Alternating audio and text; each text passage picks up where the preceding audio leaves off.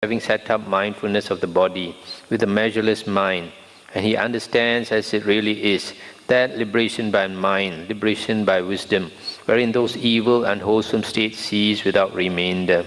Similarly, having heard a sound with the ear, smelled odor, tasted a taste, contacted a touch, and cognized thought, he is not intent upon a pleasing contact and not repelled by a displeasing one. He dwells, having set up mindfulness of the body with a measureless mind, and he understands as it really is that liberation by mind, liberation by wisdom, wherein those evil, unwholesome states cease without remainder. It is in such a way that there is restraint. When a monk is conducting himself and dwelling in such a way, if occasionally, due to a lapse of mindfulness, evil, unwholesome memories and intentions connected with the fetters arise in him, slow might be the arising of his mindfulness, but then he quickly abandons them, dispels them, puts an end to them, obliterates them. Suppose a man lets 2 or 3 drops of water fall onto an iron plate, heated for a whole day. Slow might be the falling of the water drops, but then they would quickly vaporize and vanish. So too, when a monk is conducting himself and dwelling in such a way, slow might be the arising of his mindfulness, but then he quickly abandons them, dispels them, puts an end to them, obliterates them. Thus a monk has comprehended a mode of conduct and manner of dwelling in such a way that as he conducts himself and as he dwells thus, evil, unwholesome states of covetousness and grief do not flow in upon him. When a monk is conducting himself thus and dwelling thus, kings or royal ministers, friends or colleagues, relatives or kinsmen might invite him to accept wealth, saying, "Come, good man, why let those saffron robes weigh you down? Why roam about with a shaven head and a begging bowl? Come, having returned to the lower life, enjoy wealth and do meritorious deeds." Indeed, monks, when that monk is conducting himself thus and dwelling thus, it is impossible that he will give up the training and return to the lower life. So if a monk is practicing well, he's not moved by sense objects, then even if he's persuaded to disrobe, he will never disrobe. Suppose, monks, that when the river Ganges slants, slopes and inclines towards the east, a great crowd of people would come along bringing a shovel and basket, thinking, "We will make this river Ganges slope, slant and incline towards the west." What do you think, monks? Would that great crowd of people be able to make the river Ganges slant, slope and incline towards the west? No, Venerable Sir. For what reason? Because the river Ganges slants, slopes and inclines towards the east, and it is not easy to make it slant, slope or incline towards the west. That great crowd of people would only reap fatigue and vexation. So too, monks, when a monk is conducting himself thus and dwelling thus, kings or royal ministers, friends or colleagues, relatives or kinsmen might invite him to accept wealth, but it is impossible that he will give up the training and return to the lower life. For what reason? Because for a long time his mind has slanted, sloped and inclined towards seclusion. Thus it is impossible that he will give up the training and return to the lower life. That's the end of the sutta. So here you see the Buddha, the last part, the Buddha says he will not disrobe. Why? Because for a long time his mind has slanted, sloped and inclined towards seclusion. So it is not for a short time that you can achieve result. It is a long time. So if a monk practices, and then because the practice of the holy life is very difficult to progress. Year by year, you make small progress, Then after many years, then you have progressed quite a lot, because the Buddha says that the spiritual path, the holy path, inclines, slopes gently. It does not suddenly slope, just like ocean. When you walk into the ocean, the sea, you walk, the ocean becomes gradually deeper and deeper and deeper. It does not get suddenly deep. So in the same way, when we practice the holy path, we progress little by little, not suddenly we get enlightened.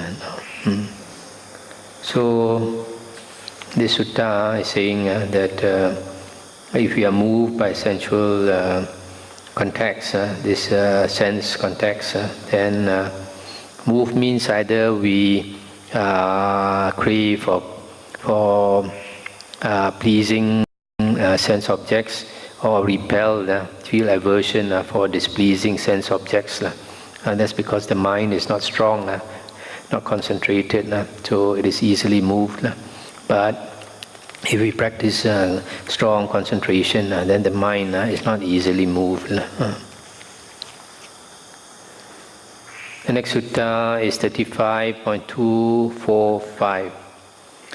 One monk approached another and asked him, "In what way, friend, is a monk's vision well purified?" And the other monk answered, "When, friend, a monk understands as they really are the origin and the passing away of the 6 bases for contact, in this way his vision is well purified."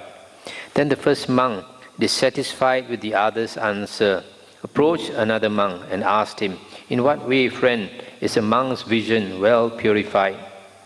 And the second monk answered, "When, friend, a monk understands as they really are the origin and the passing away of the 5 aggregates of attachment, in this way his vision is well purified." Again the first monk, dissatisfied with the other monk's answer, approached still another monk and asked him, "In what way, friend, is a monk's vision well purified?" And the third monk answered, "When, friend, a monk understands as they really are the origin and the passing away of the 4 great elements, in this way his vision is well purified." Again the first monk, dissatisfied with the other monk's answer, approached still another monk and asked him, "In what way, friend, is a monk's vision well purified?" And the other monk said, "When, friend, a monk understands as it really is, whatever is subject to origination is all subject to cessation. In this way his vision is well purified." Then the first monk, dissatisfied with the other's answer, approached the Blessed One, reported everything that had happened, and asked, "In what way, Venerable Sir, is a monk's vision well purified?" Stop here for a moment. So this monk, he asked 4 different monks, and they gave him 4 different answers. One told him that you have to understand the 6 bases of contact, and then your vision and your knowledge, seeing and knowing, is purified. The second monk says you have to understand the 5 aggregates of attachment. The third monk says the 4 great elements. And the fourth monk says you have to understand dependent origination. And then the Buddha answered this monk, "Monk, suppose there was a man who had never before seen a Kimsuka tree. He might approach a man who had seen a Kimsuka tree and ask him, 'Sir, what is a Kimsuka tree like?' The other might answer, 'Good man, a Kimsuka tree is blackish, like a charred stump.' On that occasion, a Kimsuka tree might have been exactly as that man had seen it. Then that man, dissatisfied with the other's answer, might approach another man who had seen a Kimsuka tree and ask him, 'Sir, what is a Kimsuka tree like?' The other might answer, 'Good man, a Kimsuka tree is reddish, like a piece of meat.' On that occasion, a Kimsuka tree might have been exactly as that man had seen it. Then that man, dissatisfied with the other's answer, might approach still another man who had seen a Kimsuka tree and ask, 'Sir, what is a Kimsuka tree like?' The other might answer, 'Good man, a Kimsuka tree has strips of bark hanging down and burst spots like an acacia tree.' On that occasion, a Kimsuka tree might have been exactly as that man had seen it. That man, dissatisfied with the other's answer, might approach still another man who had seen a Kimsuka tree and ask, "Sir, what is a Kimsuka tree like?" The other might answer, "Good man, a Kimsuka tree has plenty of leaves and foliage and gives abundant shade like a banyan tree." On that occasion, a Kimsuka tree might have been exactly as that man had seen it. So too, monk, those superior men answered as they were disposed in just the way their own vision had been purified. Stop here for a moment. So this Kimsuka tree, depending on different times, it would look different. The first case, somebody has burned the tree, so it looked like a charred stump. So because that man saw it when it was burned, so he described it as a charred stump, which is exactly what he saw. It's not lying. Another person said the Kimsuka tree is reddish, like a piece of meat. Maybe when the Kimsuka tree was young, it was reddish. So he saw it at that time, it was actually reddish. So similarly for the other two, when they saw it, it was like that, so they answered in that way. So the Buddha says, those 4 men you asked, actually I think they were Arahants, and they had attained to Arahanthood by contemplating 4 different things. So they described what they knew best. And then the Buddha continued. Suppose, monk, a king had a frontier city with strong ramparts, walls and arches, and with 6 gates. The gatekeeper posted there would be a wise, competent and intelligent person, one who keeps out strangers and admits acquaintances. A swift pair of messengers would come from the east and ask the gatekeeper, "Where, good man, is the lord of this city?" And he would reply, "He is sitting in the central square." Then the swift pair of messengers would deliver a message of reality to the lord of the city and leave by the route by which they had arrived. Similarly, messengers would come from the west, from the north, from the south, deliver their message and leave by the route by which they had arrived. I have made up this simile, monk, in order to convey a meaning. This is the meaning here.